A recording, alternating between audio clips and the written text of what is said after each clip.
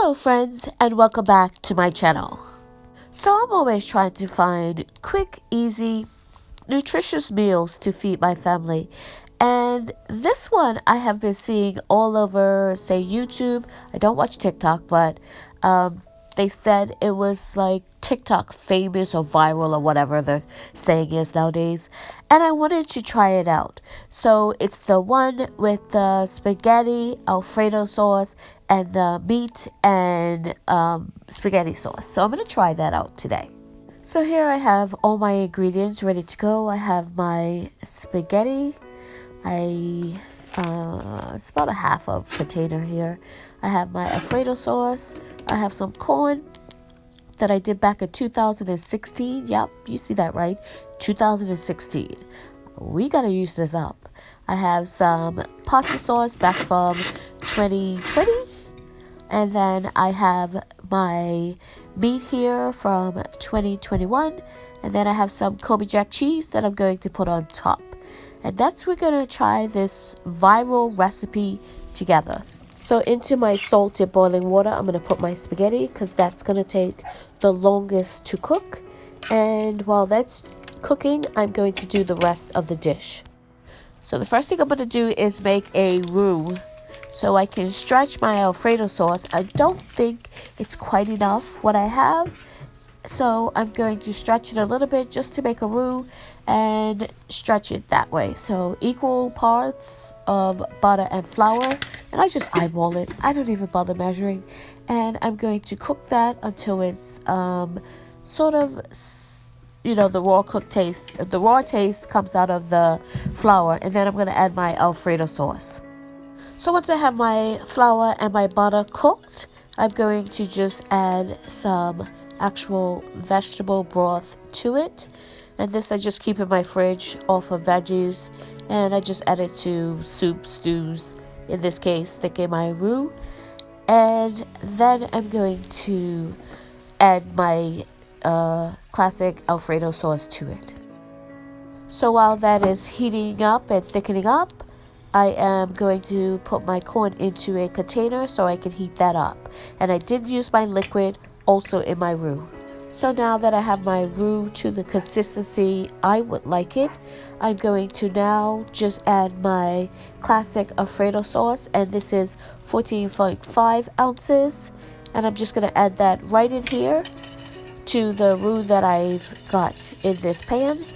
And that's what I'm going to add my spaghetti into. So just mix it all through so I can stretch this smaller can of Alfredo sauce. So now that my roux is ready to go, I'm just waiting for my spaghetti to finish up so I can add my spaghetti into it and move on to the next step. So now that my spaghetti is ready, I'm just going to add it in here to my Alfredo sauce. And just make sure all the noodles are coated in the sauce. So now that I have all my noodles coated in the sauce, I am now putting it into a buttered baking dish. So this dish is about, I want to say 9 by 15 or so. I'm not exactly sure. It's an off size that I got from Aldi's. So it's not like 9 by 13. It's a little bit bigger. But I buttered it and I put my spaghetti and Alfredo sauce into the bottom. So now for the next step with the meat and the pasta sauce, I'm using the same dish I just took the spaghetti out of, and I'm putting in my hamburger, and I'm going to brown that off a little bit and reduce that liquid. So now that I've reduced the liquid in the hamburger meat and browned it off a little bit, I'm going to add in a jar of my home canned pasta sauce, and I'm actually going to thicken that up as well. If I would have done like some mushrooms or something, if I was going to put that in there, I would have added it now.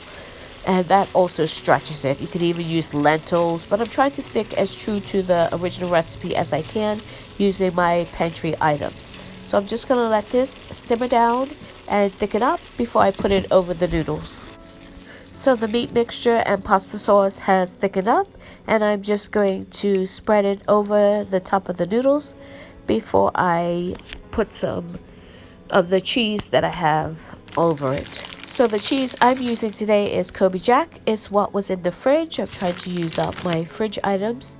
And my mozzarella was still frozen. So I put down what I had, and that was Kobe Jack. And now it is ready to go into the oven. I'm going to put it in a 350 oven until it's brown and bubbly on the top. So into the oven it goes for about 30 minutes to 45 minutes or so.